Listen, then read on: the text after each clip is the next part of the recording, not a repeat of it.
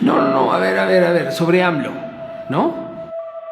AMLO no es ningún pendejo. O sea,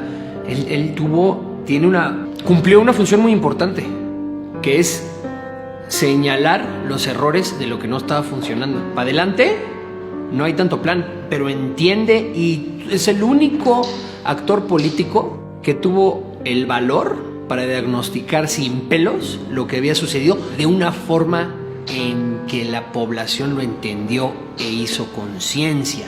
Todo lo que había antes estaba equivocado, tampoco. Pero era tan rígido y tan dogmático, y sigue siendo, que se necesita un movimiento de esta fortaleza para que la gente empiece a decir, oye, ¿será que esto no es universal? La izquierda y la derecha siempre han existido y se puede entender de dos formas la izquierda. La primera, qué intereses procura, y después qué características sociales tiene, y está relacionado. Los intereses que procura son siempre las personas que menos tienen en la situación actual, y las características que tiene es el cambio, y hace sentido. La gente que menos tiene siempre va a tener más interés de cambio. Entonces la izquierda es explosiva. El colmo de la izquierda es destruir, el bien de la izquierda es transformar. Pero si no tiene derecha, no hay cauce. La derecha da cauce. De esta forma, con la analogía de un río, el agua y la potencia sería la izquierda y el cauce sería la derecha.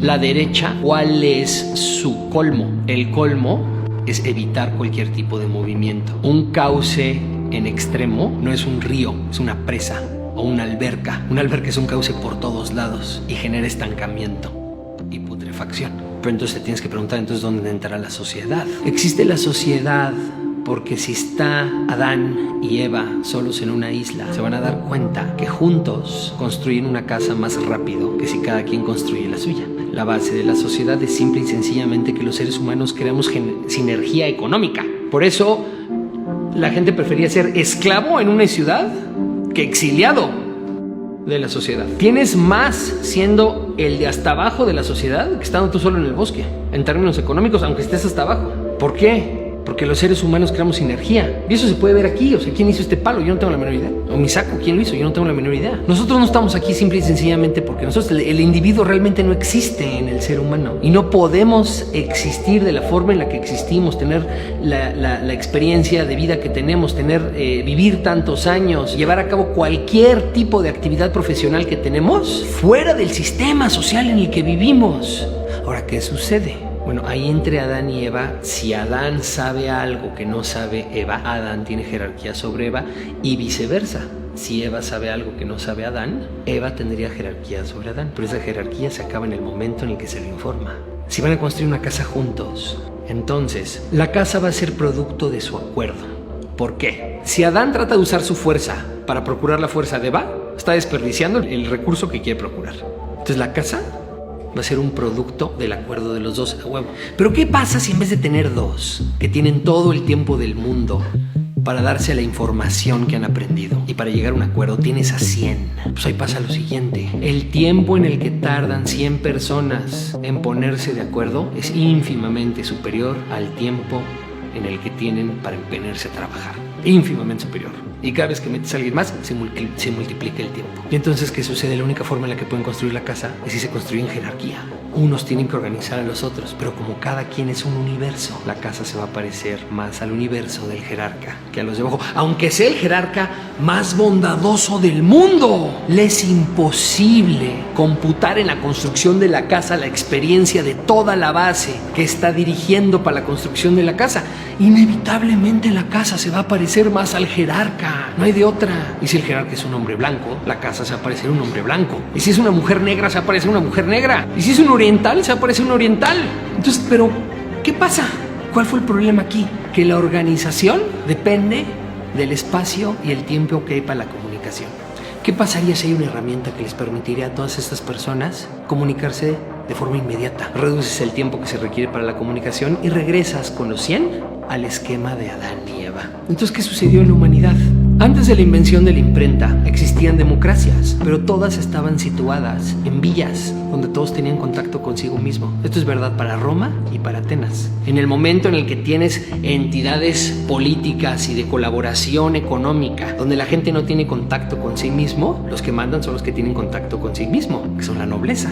¿Y qué sucede? En el momento que la imprenta permita que todos estos tengan contacto con sí mismo independientemente de la nobleza, capitalismo, democracia liberal y ciencia. Y entonces se acaba el régimen del feudalismo y de la iglesia. Pero hoy, ¿por qué tenemos este problema que todo el mundo identifica como se nos está muriendo el mundo liberal? Pues por supuesto que se está muriendo el mundo liberal. Porque ahora tenemos comunicación masiva descentralizada y estamos en un proceso de transición. Y aquí se resuelve la pregunta que estás diciendo.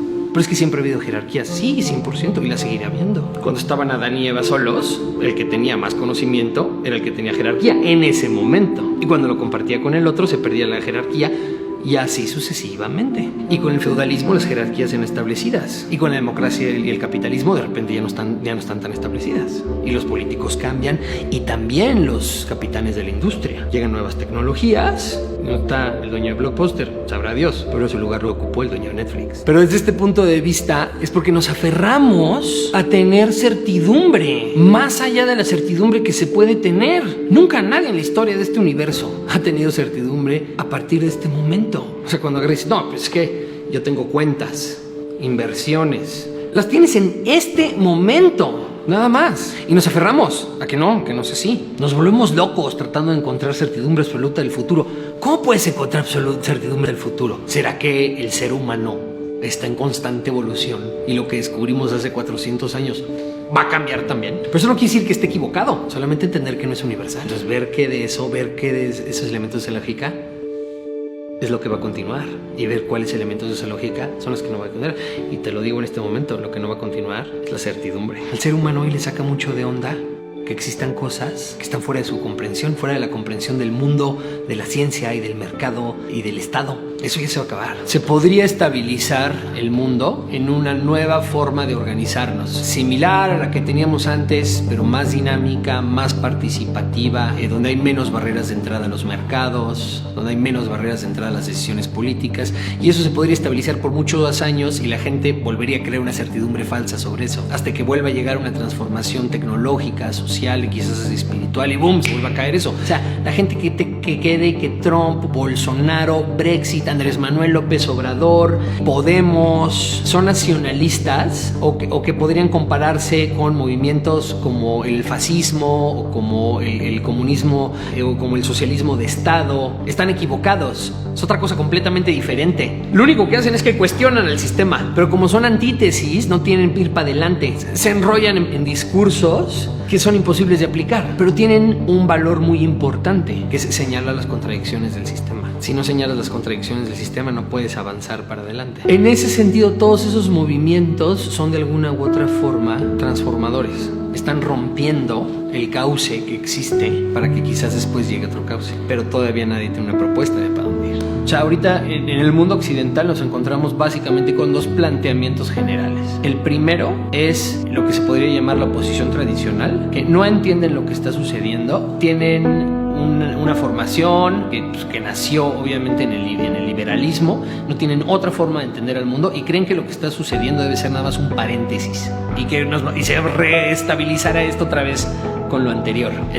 Los otros identifican que lo que sucedió ya se acabó, que ya es obsoleto, y lo señalan constantemente, y en eso tienen claridad. Dicen, a ver, aquí hay un tema, corrupción, o la globalización no está funcionando bien para este sector de la población, ¿no? Como podría ser el trumpismo o el movimiento Brexit en el Reino Unido. O sea, esto no está funcionando para estos sectores de la población, pero no tienen idea cómo ir para adelante. Esos son los verdaderos dos bandos que existen. La oposición tradicional está atorada en el primero, y por eso en preferencias electorales no crece. Pasa algo que no pasaba antes. El movimiento antisistema, durante el sexenio de Enrique Peña Nieto, le generaba preferencias electorales al proyecto antisistema, Andrés Manuel López Obrador. El movimiento sistema, hoy, no le genera preferencias electorales al PAN, nada más genera un hueco de preferencia electoral. Entonces ahí las mismas mediciones te dicen qué es lo que está pasando. La gente entiende que no se puede regresar a lo de antes, pero no saben para dónde ir.